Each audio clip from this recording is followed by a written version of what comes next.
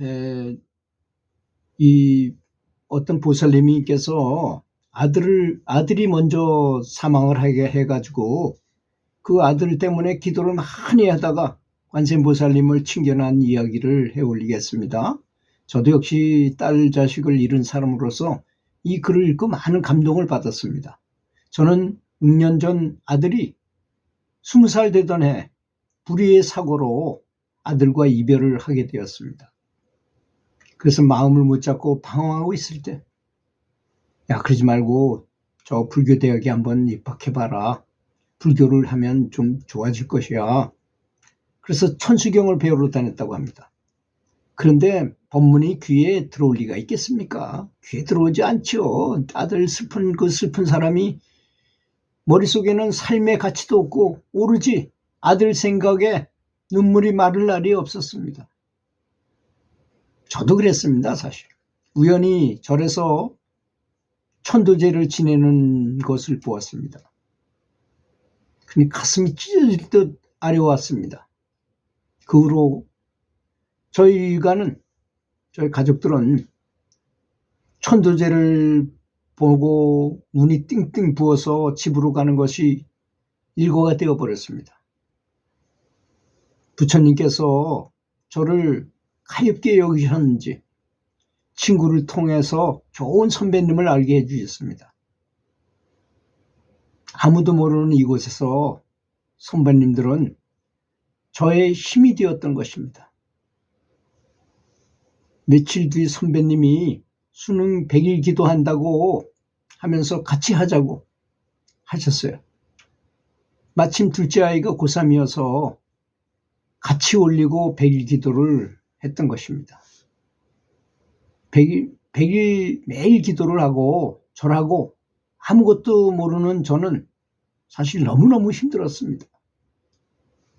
이제 오늘까지만 하고 내일부터는 다시는 안 와야지 하면서 아침이면 누가 시키지도 않았는데 또 법당에 와서 머릿속이 하얘지도록 절하고 기도를 했던 것입니다.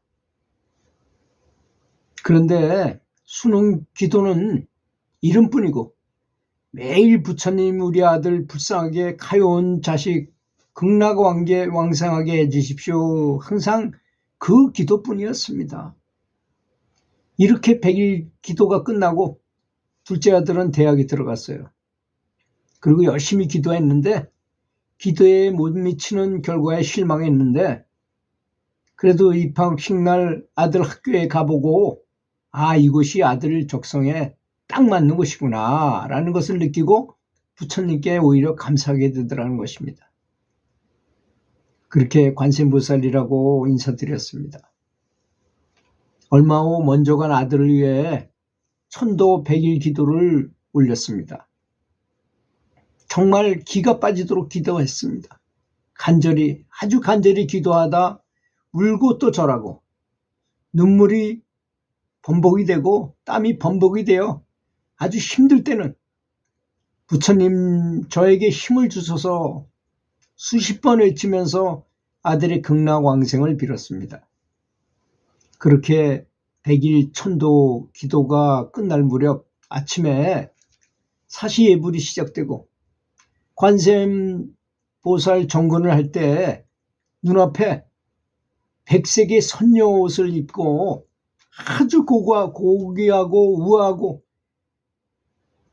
경이로운 관세음보살님이 검은 강보에 아기를 양손으로 3명을 안고 웃고 서 계셨습니다.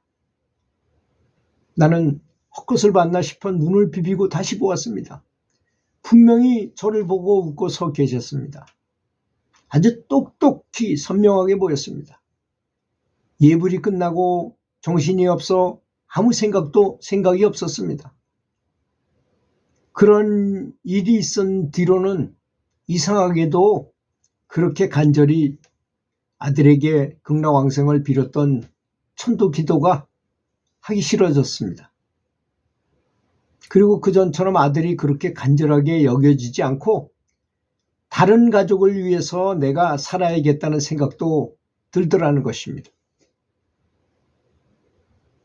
내 주변에 주위에 하나씩 보였습니다. 그때는 그분이 어떤 부처님인지 알지 못했는데 지금 생각하니 백유의 관음보살님이셨던 것입니다. 그 뒤로는 아무리 다시 한번 보려고 애를 써도 볼 수가 없었습니다. 제가 지금까지 아무리 둘러봐도 그렇게 자태가 고우시고 아름다운 분은 보지 못했습니다.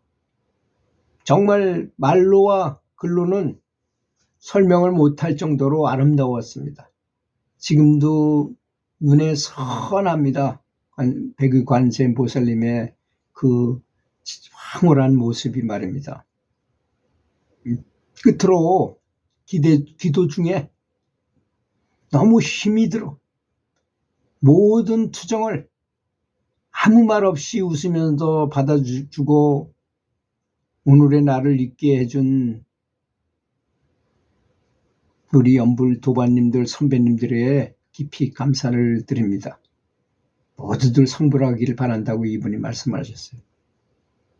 이제 사실 그런 것입니다. 이렇게 이제 그분한테는 죄송한 말씀이지만 이제 이 얘기는 다 읽어드렸고요. 그렇지만 자식은 전생의 원수가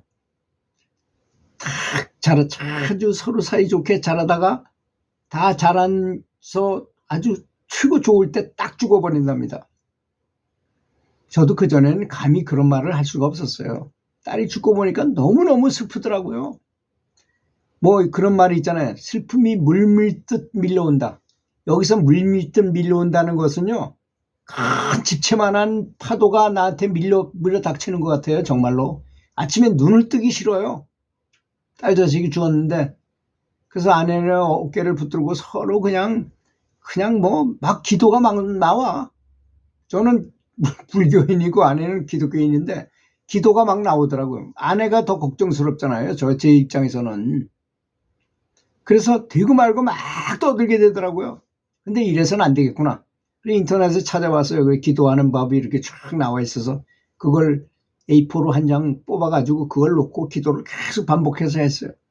근데 저는 그때 놀란 게 저는 그렇게 중언부언하면서 막 떠드는 기도가 무슨 효과가 있겠느냐 맨 이렇게 생각했는데 그게 아니더라고요. 그렇게 기도하니까 많이 시름이 없어져요. 정말로 효과가 있더라고요. 그래서 저는 남이 기도하는 걸 가지고 굉장히 좋게 생각합니다. 이제는 제가 해봤기 때문에. 그리고 아내를 위해서 포커스를 맞춰주더라고요. 찬송가도 배웠어요. 맨 처음에 우리나라 사람들이 가장 좋아하는 30곡, 10곡 이런 게 있어요. 그런 거 위주로 해가지고 연습해가지고 기타 반주하면서 매일 들려줬어요. 아내한테. 나도 죽겠지만 아내는 오죽 모성애가 있는 여자는 오죽할까 하는 생각이 들어서 그렇게 했습니다. 물론 두 부부가 합심해가지고 연불을 하거나 그러면 좋겠지만 종교도 서로 다르고 생각도 다르니 그걸 강제로 하기는 어렵다고 생각을 했습니다. 그렇게 사실 위기가 곧 기회고 고난 뒤에 더 성장할 수 있는 기회가 오는 건 맞다고 저는 생각하는 게 이분도 그러셨잖아요. 자식을 잃고 나니까 얼마나 어머니가 모성애가 정말 너무나 강력하게 슬픔이 몰려오니 천도하는 거, 아들 천도시키는 데만 정말 최선을 다하죠. 그러다 보니까 아들과 만약에 예를 들어서 전생의 원수였다 그래서 원수가 죽었다 하면 이분이 이렇게 열심히 기도하게 되면 이 원결이 풀어집니다. 관세음보살님이 보여진 그 순간에 그 원결이 다 싹 사라져 버리니까 기도하기도 싫어져. 그리고 아들이 그렇게 많이 옛날처럼 그렇게 슬프지도 않아져요. 저도 그런 걸 느꼈습니다. 때가 되니까 그게 기도하기에도 안 되고 그전엔 딸 자식이 죽은 그 앞에를 갈 수가 없더라고요. 지금은 뭐 매일 지나다녀도 아무런 생각이 안 들어요. 그래서 생각이라는 것이 참 인간복개성 일체유심조라고 일체유심조구나. 생각하기 나름이구나 모든 것. 그래서 원효대사는 밤중에 목이 말라서 바가지에 있는 물을 먹었는데 너무나 맛있더라는 거 아닙니까? 무협지에 보면 해골 바가지에 있는 물을 먹으면 뭐 그게 뭐 엄청 좋다고 돼 있잖아요. 근데 아침에 보니까 그게 바가지가 아니고 해골 바가지 위에 거기 빗물이 떨어져 있던 거였잖아요. 그래서 막 오바이트를 토하면서 막 그랬는데 그때 다 깨우친 거 아닙니까? 아, 갈 필요가 없구나. 일체유심조구나. 생각하기 나름이구나. 이걸 깨우쳐가지고 의상대사는 갔지만 의원대사는 가시지 않았었잖아요. 그래서 도를 얻었다는 거 아니겠습니까? 그래서 생각이라는 것이 그렇게 중요하다는 것. 그래서 생각을 참 잘해야 됩니다. 선지식들의 법문을 많이 들어야 되는 것은 바로 이런 이유인 것입니다. 들어주셔서 감사합니다.